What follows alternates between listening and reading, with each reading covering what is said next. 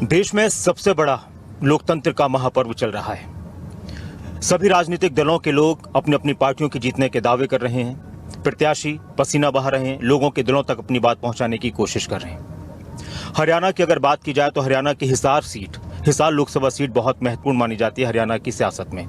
और हिसार से जेजेपी प्रत्याशी हरियाणा में विधायक नैना चौटाला जी चुनाव लड़ रही हैं जेजेपी की टिकट पर। इस वक्त हमारे साथ मौजूद हैं। बहुत सारी चर्चाएं इस वक्त उनसे जुड़ी चल रही हैं। उनकी गाड़ी पर हमला हुआ, इसके अलावा किन मुद्दों को लेकर वो जनता के बीच जा रही हैं, किस तरह का रुझान लोगों का उनको मिल रहा है, बहुत सारे सवाल उनसे बातचीत करेंगे। बहुत बहुत स्वागत है मैम, शुक्रिया आपका वक्त निकालने। Thank you Nasir. मैम, मैं सबसे पहले शुरुआत कल जो घटना हुई उससे ही करना चाहूँगा। इस तरह की घटनाएं क्या संदेश दे रही हैं? राजनीति का स्तर गिर रहा है या समाज का ताना बाना खराब हो रहा है या राजनीतिक विरोध में ये सब भी चलता है? मेरे को तो ये लगता है नासिर कि शायद राजनीति का स्तर इतना ज्यादा नीचे गिर गया जो हमारे साथ घटना हुई।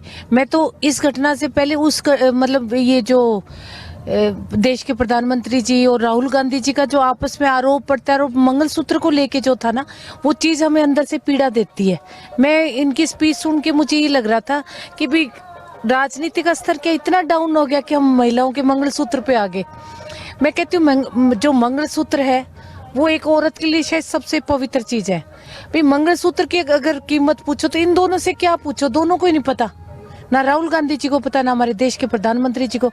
अगर मंगलसूत्र की कीमत आप लोगों ने पूछनी है तो देश के सैनिकों की वाइफ से पूछो, जिनके साए में हम लोग रात को सोते हैं। उनको पता है मंगलसूत्र क्या चीज। उनसे पूछो जो देश के लिए शहीद होगी, जो विधवाएं बैठी हैं। उनसे पूछो जो किसान गरीबी से तंग आके फांसी खा, उन औरतों से पूछो मंगलसूत्र क्या। लोगों को क्या पता, राजनेताओं को तो ये उछाल रहे। मेरे साथ हुआ है उसको लेके तो मैं अंदर से अभी तक इतनी, मतलब मैं कहती हूँ मैं अंदर से आहत हूँ कि राजनीति, अगर वोट की राजनीति ये है तो ये बहुत गंदी राजनीति है। मैं खुद विधानसभा में मैं कहती थी कि हम लोग सुरक्षित हैं क्या, राजनीति में महिलाएं जो है वो सुरक्षित हैं? तो मैंने कहा हाँ बहुत सुरक्षित है। मैंने कहा मैं तो रात को 2:30 बजे तक सड़कों पे घूमती हूँ। बारडा से मैं मोस्टली 2:30 बजे सिर से आती हूँ। पर कल की घटना के बाद मैं कहती हूँ कि हरियाणा में महिलाएं सुरक्षित नहीं है बिल्कुल भी। ये जो तरीका अपनाया है, अगर वो किसान सच में किसान है तो मैं किसानों से एक बात आपके माध्यम से पूछना चाहूंगी कि ये एफिडेविट किसने दी है उनको? क्या कोर्ट ने दी है कि आप सरेआम बहन बेटियों की इज्जत उछालो, उनके कपड़े फाड़ो, गाड़ियों पे पत्थर फेंको? हम उस हरियाणा के लोग हैं जहां महिलाओं को दान दिया जाता है। गरीब की बेटी की शादी हो तो पूरा गांव इकट्ठा हो जाता है। मैं उस हरियाणा की बेटी हूं जहां हमें शगुन दिया जाता है, चाहे किसी की भी परिवार में हो, पर हर आदमी शायद 100 रुपए 500 रुपए हमें देते हैं। आज उसी हरियाणा में कल उन जिन बेटियों को शगुन और दान दिया जाता है वहां पत्थर और उनकी इज्जत पे मतलब कपड़े फाड़े गए हैं। आपकी गाड़ी पर हमला हुआ, आप राजनीतिक परिवार से आती हैं, बहुत कुछ आपने देखा है, बहुत सारी घटनाएं होती हैं राजनीतिक लोगों को लेकर। कहा जाता है कि वो तो बहुत कुछ सहन करते हैं, बहुत कुछ देखते हैं। कल की घटना से आहत भी आप, खौफ किस तरह का है? किसी तरह का कोई डर भी है? एक तरफ हम जहां कह रहे हैं कि हमारी बेटियां, हमारी महिलाएं बहुत आगे बढ़ रही हैं, राजनीति में भी उनको आगे आना चाहिए, तो इस तरह की घटनाएं क्या असर डालती हैं उनके दिमाग पर? बिल्कुल, मेरे खुद के दिमाग पे असर पड़ा है। मैं एक जनप्रतिनिधि हूँ। मैंने, आप ये देखो कि सबसे पहला टेलीफोन मैंने एसएचओ को किया उचाना, और उस एसएचओ का जो जवाब था वो ये था कि मैं थाने से बाहर नहीं आ सकता, आचार संहिता लगी हुई। मैंने बाद में वही एसएचओ आया जब मैंने एसपी को ये बात कही कि मैंने कहा आपका एसएचओ ये बात बोल रहा है। डीएसपी भी आया है, एक आवाज के साथ डीएसपी और एक आवाज के साथ एसपी ने हमारी बात सुनी और एसएचओ की ये वर्डिंग थी। मैंने एसपी को बताया, वही एसएचओ 2 मिनट के अंदर वहां। तो मैंने कहा अब आचार संहिता नहीं।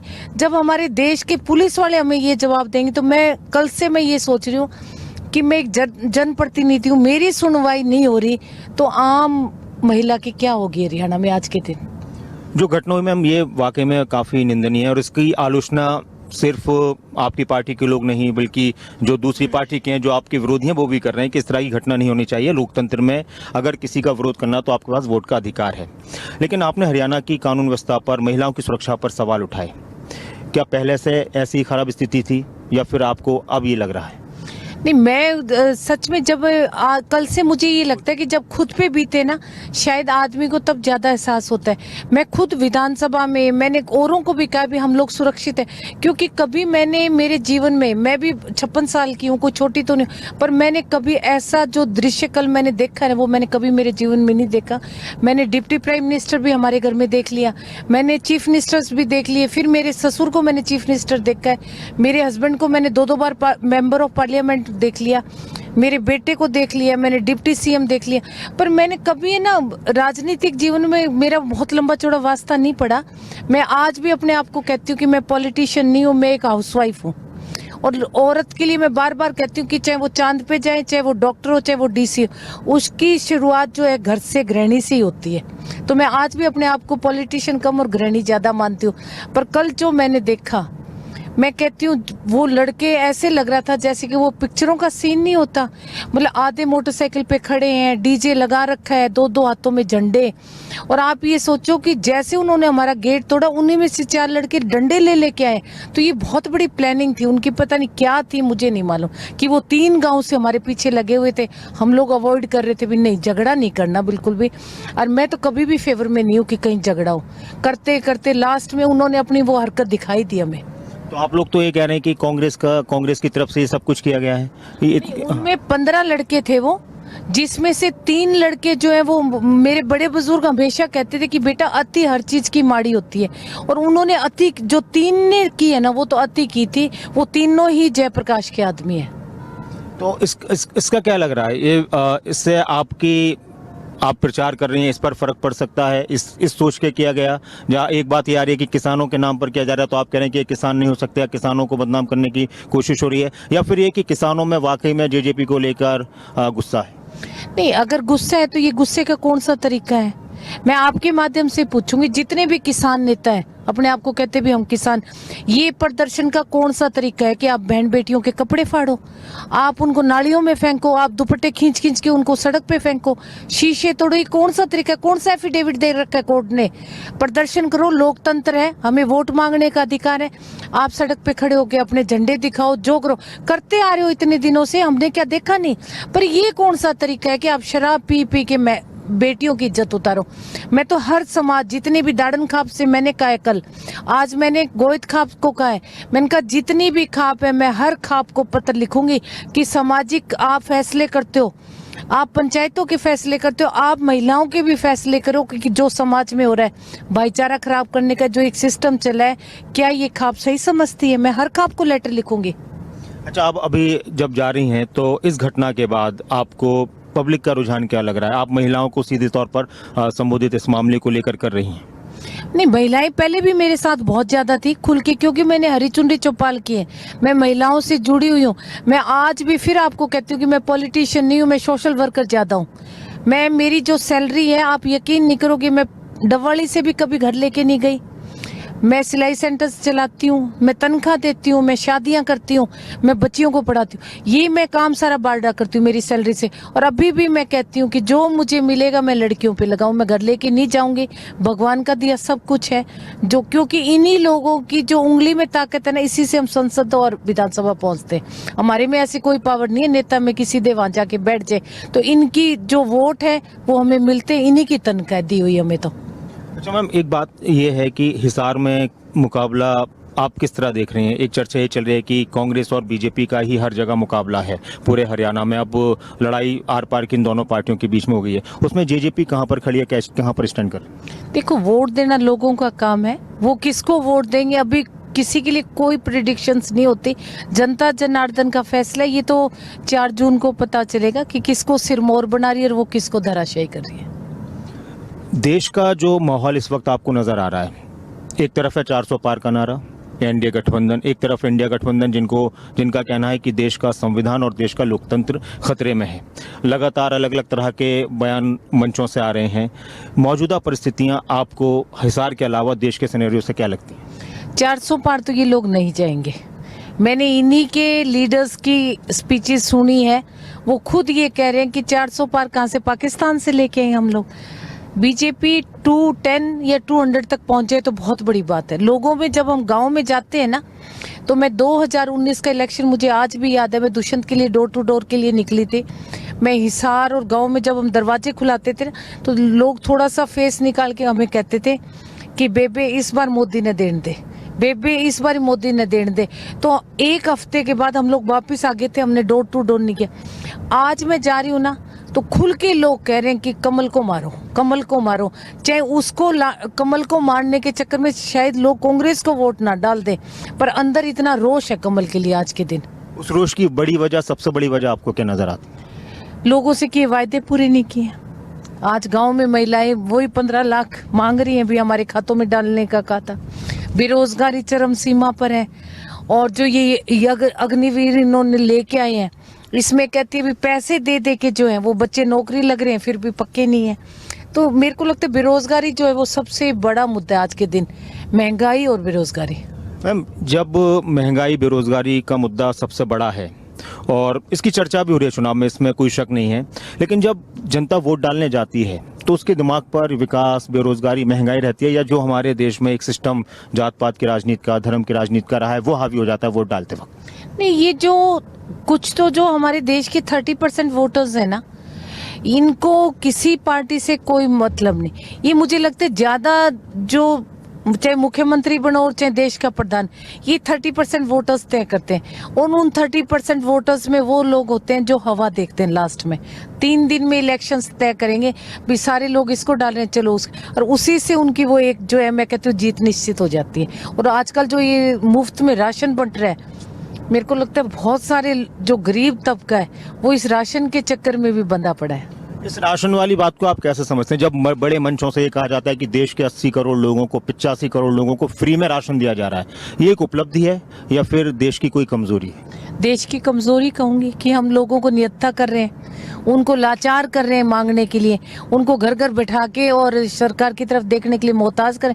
पहले 60 साल कांग्रेस ने किया था, आज वही वोट बैंक है जो तब्दील होकर बीजेपी में चला गया, क्योंकि बीजेपी मुफ्त में राशन दे रही है उनको। आपने ना अभी एक जिक्र किया 400 पार का, और आपने ये कहा कि 210, 220 जो भी आपको लग रहा था, लेकिन जब हम भी पब्लिक में जाते हैं तो हम बात करते हैं लोगों से कि 400 पार तो पब्लिक कहती है कि इस बार नहीं है।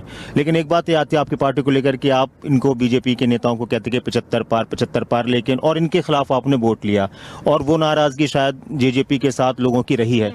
इस बार किस तरह से आप अपनी पार्टी के लिहाज से यकीन दिलाएंगी कि अब शायद बीजेपी के साथ आप लोग कभी नहीं जाएंगे? नहीं, बिल्कुल नहीं चाहेंगे। बाकी राजनीति की परिस्थितियां जो है वो समय क्या करवाता है, मैं खुद भी इस चीज को नहीं बोल सकती अभी, पर फिलहाल हमारा बीजेपी ने हमें धोखा दिया है। 4.5 साल मैं कहती हूँ हमारी बैसाखियों पे बीजेपी खड़ी थी, ठीक है, वो 40 सीटें लेके आए थे, पर 10 गठबंधन तोड़ते आ गई ना अल्पमत में। बिल्कुल आज ये हालात हो रहे हैं भी, अगर गवर्नर महामहिम चाहे तो कभी भी राष्ट्रपति शासन लग सकता है। और बीजेपी ने एक निस्वार्थ, मैं कहती हूँ बहुत साफ मन से इनका साथ दिया, पर इन्होंने हमें जो है वो धोखा दिया लास्ट में। उस धोखे की वजह आपके साथ जो किए गए कॉमन मिनिमम प्रोग्राम्स थे वो पूरे नहीं हुए, या फिर आप लोगों को ऐसा लग रहा था कि एक सीट अगर आप बीजेपी के सहारे से या साथ में लड़ते तो 1-2 सीटों पर आप जीत जाते, और उनको ये लग रहा था कि आपको साथ लेना उनके लिए नुकसानदायक? नहीं, सारा बीजेपी का तो हमने विधानसभा में इनसे अलग इलेक्शन लड़ा था। हम कोई बीजेपी की बैसाखियों से विधानसभा नहीं पहुंचे। और मैं कहती हूँ सरपंच पंचायत इलेक्शन हमारे अलग थे, जिला परिषद अलग था, कभी हमने स्टेज शेयर इकट्ठा नहीं किया। दोनों बिल्कुल स्मूथली सेपरेट चल रही थी। हमारी जो टूटने की शायद वजह है वो सीट शेयरिंग है, कि जो ये हमें रोहतक दे रहे थे वो हम नहीं ले रहे थे, हम हिसार मांग रहे थे, हिसार ये देना नहीं चाह रहे थे, तो वहीं से दोनों ने मतलब अच्छी तरह अपने अपने रास्ते अलग कर लिए। आपके सामने बीजेपी के प्रत्याशी चौधरी रंजीत सिंह हैं, आपके ससुर लगते हैं रिश्ते में। जब आपको चुनाव के मैदान में उतारा गया, हालांकि राजनीति में भाई भाई भी चुनाव एक दूसरे के खिलाफ लड़ते हैं, तो आपका पार्टी ने फैसला किया, आपने मान लिया, कुछ प्रतिक्रिया आपकी रही इस पर? नहीं, पहले हम लोग मतलब थोड़ा सा सोच रहे थे भी किसको लड़ाए, तो दिग्विजय को मैं नहीं लड़ाना चाहती थी अभी इस इलेक्शन को, और दुष्यंत तो बिल्कुल भी नहीं। तो सबने ये कहा भी आप लड़ो, तो मेरे को तो कुछ ऐसा नहीं था, मैंने कहा ठीक है मैं लड़ लूंगी, और मैं लड़ रही हूँ। इनेलो की स्थिति आप क्या मानते हैं हिसार में? वो भी दावा कर रहे हैं कि इस बार ताऊ के नाम का वोट इनेलो के पास जा रहा है, क्योंकि असली विरासत तो वही संभाले हुए, जननायक जनता पार्टी तो सिर्फ नाम इस्तेमाल कर रही है और नाम को खराब कर रही है। ये जनता फैसला करेगी। बोलने से, ढोल बजाने से कुछ नहीं होता। जिस दिन वोट निकलेंगे आपको भी पता चल जाएगा, मेरे को भी पता चल जाएगा। विरासत ऐसे नहीं मिला करती। विरासत उनकी नीतियों को, चौधरी देवीलाल एक ही पैदा हुए। मैं बार बार कहती हूँ कि उनकी माँ ने एक ही चौधरी देवीलाल जना है और एक ही चौधरी देवीलाल ऐसा था जो पेंशन बांध के गए। मैं बार बार मेरे भाषण में कहती हूँ कि सारे लोग, चाहे कितने ही मुख्यमंत्री बदल जाइयो, चाहे 21,000 हो जाइयो, जिस दिन बूढ़े बूढ़े के हाथ में आता है कोई ये नहीं कहता कि इस मुख्यमंत्री ने पेंशन जो है आज इतनी कर दी। हर आदमी हाथ में पैसे आते कि चौधरी देवीलाल की देन है। तो उन जैसा बनना बहुत मुश्किल है। उनकी नीतियों को जो आगे लेके जाएगा वही विरासत का मालिक होगा। देश के अंदर महिलाओं को लेकर बहुत सारे वादे किए गए हैं, दावे किए गए हैं, हर एक पार्टी करती है। पॉलिटिकल लिहाज से आप जो 33% आरक्षण दिया गया या फिर और जो बातें कही गई हैं, उनको आप कितना पूरा होता हुआ देख पा रही हैं और वो कितना मजबूत महिलाओं को कर पाए हैं सरकार की तरफ से किए गए काम, या सिर्फ बातें रही? नहीं, हमारा गठबंधन में दुष्यंत ने जो 50%, क्योंकि मैं हरी चुनरी चौपाल करती थी तो मेरी एक बड़ी इच्छा थी कि हम महिलाओं को ऐसा प्लेटफॉर्म दे जो पुरुषों के बिल्कुल बराबर हो। और मैं कहती थी आप मुझे विधानसभा भेजो, मैं आपकी आवाज बुलंद करूंगी। मैंने बोला और दुष्यंत ने ये देने का काम किया। आज हर तीसरे गांव में एक महिला सरपंच जो है वो पंचायतों में महिला सरपंच है। डिपो होल्डर्स में महिलाएं बैठी है, डिपो चला रही। तो ये महिलाओं के लिए सशक्त करने का बहुत अच्छा, मैं कहती हूँ बहुत ही अच्छा काम है कि आज महिलाएं जो है वो थोड़ी उभर के ऊपर की तरफ आई हैं। हरियाणा में आपको एक तरफ ये भी कहा जा रहा है कि जेजेपी का जो गठबंधन हुआ था बीजेपी से, वो बीजेपी को फायदा पहुंचाया, और जो गठबंधन टूटा है ये भी साथ निभाने के लिए टूटा है। बार बार कांग्रेस के नेता ये बात कह। मैं आपसे एक बात पूछूंगी कि आज के दिन अगर भूपेंद्र हुड्डा जी चाहे तो वो गवर्नर के पास जाके सरकार गिरा सकते हैं ना, पर वो 4.5 साल भी घुटनों के बल बीजेपी के आगे बैठे थे और आज भी वो घुटनों के बल ही हाथ जोड़े बैठे हैं। वो इनको नहीं कुछ कहेंगे। उनको, हुड्डा जी को पता है कि जिस दिन मैं बीजेपी के खिलाफ सरकार के लिए चला गया, दूसरे दिन मैं सीधा केजरीवाल की तरह जेल जाऊंगा। तो वो बहुत डरते हैं। मैंने आंखों से उनको डरते हुए बीजेपी से 4.5 साल देखा सदन में। मैम, जननायक जनता पार्टी के विधायक नाराज हैं आप अपनी पार्टी से। देवेंद्र बबली का मैं बयान सुन रहा था अभी, उनका हाल ही का बयान है। वो कह रहे हैं कि पार्टी के अंदर लोकतंत्र नहीं है और पार्टी जब बड़ी बड़ी बातें करते तो इंटरनल लोकतंत्र तो बहुत ज़रूरी है। बिना पूछे विधायकों से कोई भी फैसला लिया जाता है। मैं बहुत ज़्यादा किसी के लिए कुछ नहीं बोलूँगी, क्योंकि मुझे ये लगता है कि फिजूल में थूक उछालने वाली बात है। हम जितना फालतू बोलेंगे ना उतना ही नुकसानकारी होता है। पर वो जो भी गए हैं उसके ऊपर टैक्स, फर्स्ट टैग जो एमएलए का लगेगा ना वो जननायक जनता पार्टी का ही लगेगा। इस तरह से जब साथ छोड़कर जाते हैं अपनी पार्टी के नेता, जिस तरह से आपने कहा कि फर्स्ट टैग उनको लगेगा, और जाहिर सी बात है वो कहते हैं कि भाई हमारा भी अपना वर्चस्व है, पार्टी से किसी से लड़ना होता है, तो किसी पार्टी के लिए नुकसानदायक होता है या पार्टी पे कोई फर्क नहीं पड़ता? ये पड़ता क्यों नहीं? अगर घर का कुत्ता भी मर जाए तो मुझे लगता है मालिक को बहुत तकलीफ होती है। ये तो इंसान है, पार्टी के एमएलएज है हमारे, ये चुन चुन के गए। ठीक है, मैं ये नहीं कहती कि वन साइडेड आदमी पार्टी से, जो उसके खुद के भी लिंक होते हैं हमेशा चुनने के लिए। पर जब हम विधायक बन के जाते तो हमारे पीछे एक पार्टी का टैग लगा होता है कि ये उस पार्टी का विधायक है। अगर ना हो तो फिर तो वो तो खुले निर्दलीय हो गए, फिर छोड़ दे। मैं तो कहती हूँ इस्तीफा दो धड़ाधड़, काय का डर है? अगर आप जननायक जनता पार्टी के लिए इतना थूक उछाल रहे हो, इतनी बकवासबाजी कर रहे हो, तो छोड़ दो, जाके विधानसभा में दे इस्तीफा। क्यों लिए बैठे हो ये बोझ भी? हम जननायक जनता पार्टी के साथ में तो विधायक हैं और छोड़ भी नहीं रहे, तो कहीं ना कहीं तो उनको भी तो लालच होगा ना इस चीज का। क्यों नहीं छोड़ रहे? मैं तो आपके माध्यम से पूछूं उनसे, भाई छोड़ दो, क्या बात होगी?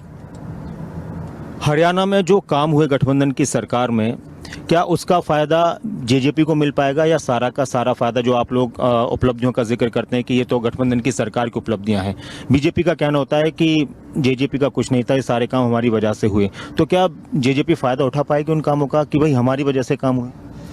देखो, दोनों सरकार पैरेलल, जब गठबंधन की सरकार होती है तो दोनों के, मैं कहती हूँ मुख्यमंत्री और उप मुख्यमंत्री दोनों के मतलब साइन से ही काम होते हैं। ज्यादा साइन होते हैं चीफ मिनिस्टर के, और दुष्यंत एक उप मुख्यमंत्री नाम होता है, शायद कैबिनेट रैंक होता है एक उसका।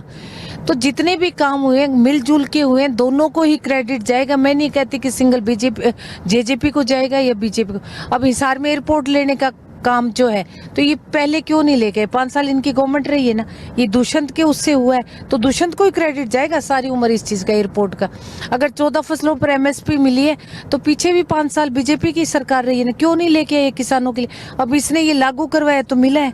आज फसल खराबे का पैसा जो है वो किसानों के खाते में आ रही है, कौन लेके आए? दुष्यंत चौटाला लेके आए। खरगोदा में मारुति प्लांट लाने का काम किसने किया? दुष्यंत चौटाला ने किया। 50% जो पंचायतों में महिलाओं को देने का काम किया किस दुष्यंत, इन्होंने क्यों नहीं किया? पीछे 5 साल इनका राज रहा है। 33% की भागीदारी डिपो होल्डर्स में रही है, 8% BCA को दिया है। आज रविदास मंदिर के लिए करोड़ों की जमीन और इतनी बड़ी ग्रांट जो है कुरुक्षेत्र में देने का काम, ये सारा क्रेडिट दुष्यंत चौटाला को जाएगा। बीजेपी ने जो किया वो उनको जाएगा। हिसार में आप मुकाबला अपना किससे मानती हैं? बीजेपी से, कांग्रेस से, इनेलो से? इनेलो को तो काउंट ही ना करो आप, बिल्कुल भी। बीच में ट्रायंगल है। मैं कहती हूँ 15 तारीख के बाद इलेक्शन जो है वो बाहर निकल के आएगा, उसमें पता चलेगा कि नंबर 1 पे कौन है, 2 पे कौन। मैं कहती हूँ आज बिल्कुल ट्रायंगल रही इलेक्शन। आज ये नहीं कह सकते कि कौन नंबर, कोई आगे नहीं है, तीनों का इलेक्शन बिल्कुल इक्वल चल रहा है और कोई नंबर 1 और 2 पे नहीं है। एक आखिरी सवाल की बहुत सारी बातें आपने कही हैं, सबसे अहम मुद्दे और सबसे बड़ी प्राथमिकता हिसार के लिए आपकी तरफ से क्या रहने वाली है अगर हिसार के लोग आपको संसद में पहुंचाते हैं? अगर हिसार के लोग मेरे को संसद में पहुंचाते तो मैं सबसे पहले जो मेरी इच्छा है कि महिलाओं की शिक्षा, हम शिक्षा को बढ़ावा देंगे। हम कॉलेज स्कूल जो अनकम्प्लीट पड़े उनको पूरा करने का काम करेंगे। सुरक्षा है, महिलाओं को रोजगार दिलाने का काम करेंगे। बहुत केंद्र में योजनाएं हैं जो लेके हम महिलाओं के बीच में आ सकते हैं। आज मेरा युवा वर्ग जो है वो बेरोजगार है।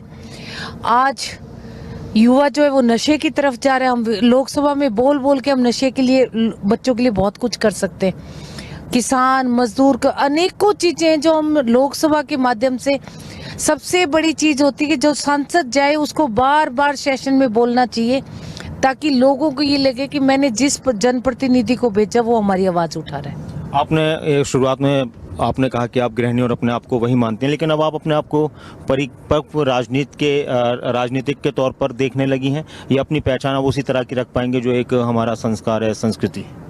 नहीं, मैं कहती हूँ मैं चाहे कुछ भी बन जाइए, मैं पहले गृहिणी हूँ। मैं आज भी बहुत सारी गायें रखती हूँ। मुझे गार्डनिंग का बहुत बेहद शौक है। मैं अगर शाम को, मेरे को तो अब तो इलेक्शंस में टाइम नहीं मिलता, पर मैं जब भी फील्ड में आके अगर मैं 5 बजे उतरती हूँ तो मैं सबसे पहले जो हमारा काऊ हाउस है वहाँ जाती हूँ। मैं गायों को देखती हूँ, मुझे पता है कि किस सीजन में उनको क्या देना है। फिर मैं मेरे जो भी मुझे ये फ्रूट्स के पेड़ हैं, मतलब मैं जितनी पॉलिटिक्स में हूँ मैं उतनी गृहिणी भी हूँ।